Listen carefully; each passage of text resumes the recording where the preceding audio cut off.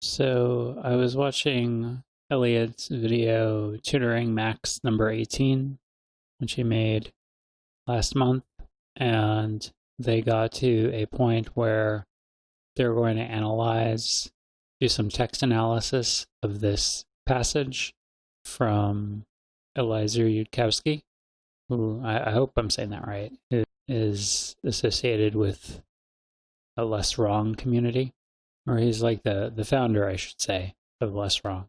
So I figured that I've been following along with some of the exercises that Elliot has been doing with Max, and I figured that I would just try recording one of my attempts. So this first sentence, it looks like this is the proposition that is going to be like the claim. It's the thing that's going to be argued for, perhaps. I'm trying a couple things here. So the first thing, because I think I've sort of gone back and forth before. Let me make this bigger. Okay, let me move over my dedicated mind map navigating hardware, which is also known as my trackpad. Okay, so one thing I like to do in order to understand links between sentences within a paragraph in detail is to connect them with a why question. And it's a little awkward here because then I also wrote like, consider the following. But I still think it's useful because good coherent writing should answer some sort of question. Like, what's an example? Or, if you introduce a proposition, a big idea, and then you give 3 illustrations of it, those illustrations are answering why, or that you can frame them as such. And then the other thing I did was sort of just add like a tag or a label. And I think this is useful because it's 2 different ways of thinking about the relationship. Like this is more logical, like claim, example, right? You've introduced a proposition and then you give your arguments. Whereas this is more looking at the details of what's being argued. Like Yudkowsky says, in the ancestral environment, X, and then this is an illustration of the thing he's talking about in the X. So this is more analytic and this is more concrete. And I think it's good to be able to think about things in those 2 ways because when somebody's making an argument, like it has to logically cohere, of course, but it also has to cohere with reality. And so you want to keep what they're actually talking about, like the details of it in mind, and kind of be able to switch back and forth. I think this is good. Okay, so the claim being argued for, and we have a sort of supporting illustration. So this is a little tricky. I think that this is basically like the next 2 sentences. They're a pair because we have the only but contrast. I put it as further elaborating this example of discovering the oasis by introducing this contrast. And then it's basically giving details on what sorts of conceptual knowledge is shared in the tribal or ancestral environment. You discover the oasis, you only you know the location at first, but everybody in the society kind of knows the same stuff. So they've got the background knowledge to understand what you're talking about.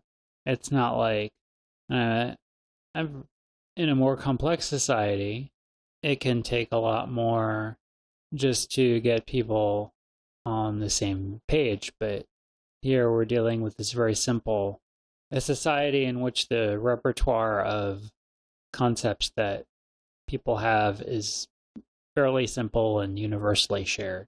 So this next sentence, I think, is summing up. It's going back up a level of abstraction because for a while we were in the details talking about the example of the oasis. You could see oasis, oasis, oasis, oasis, oasis. Now we've dropped the oasis. We're still talking about the ancestral environment that was introduced in the very first sentence, though. And I'm thinking this sentence has a pretty direct relationship to this, to the first. Because you could write it like, in the ancestral environment, you were unlikely to end up more than one inferential step away from anyone else. And then we went into all that detail as to why. As a result, you could have an as a result here, right here. When you explain things in an ancestral environment, you almost never have to explain your concept. And I'm thinking about another relationship here, because this sentence that starts with when you discover a new oasis is sort of like the concrete example of not having to explain something. And then this is just the abstract version of it. So I tried this organization. I'm not really sure about it though. I'm sort of putting the abstract statement under the concrete, but also trying to, it's like we're pulling the abstraction from the concrete stuff. I don't know. Okay, that's an attempt.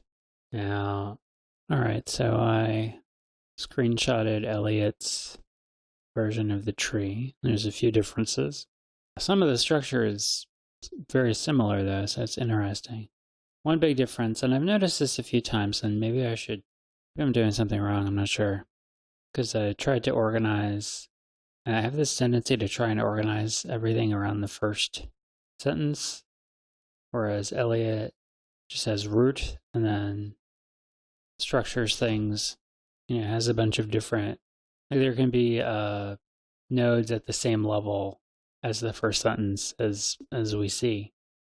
One similarity is that he does have a connection between the abstract statement and the concrete. And I was struggling with how to represent that exactly, and I kind of did this weird thing. But this seems fine and more standard. And then within the sort of the main trunk or whatever you want to call it, there's a lot of similarity. Like he calls the when you discover a new oasis sentence an example, and then these are further elaborations, the example or explanations. And then one difference is he calls this a conclusion, which I think is fair. Let's read this again. When you explain things in an ancestral environment, you almost never have to explain your concepts. I don't know. I'm not sure. I don't think it's a huge difference. But this sentence seems like too much of a continuation on this sentence to me to be a conclusion, per se. Like he's saying, Eliza's saying, when you explain things in an ancestral environment, you almost never have to explain your concepts. Even if you do, at most, you have to explain one new concept, not two or more. It's a continuation on this thought. I'm not sure it's a capstone on the whole paragraph, though, which is what I think of as a conclusion, being more of as a conclusion, what a conclusion would be. So there's some differences there, some similarities. I think Ellis Tree looks better than my weird thing. Okay.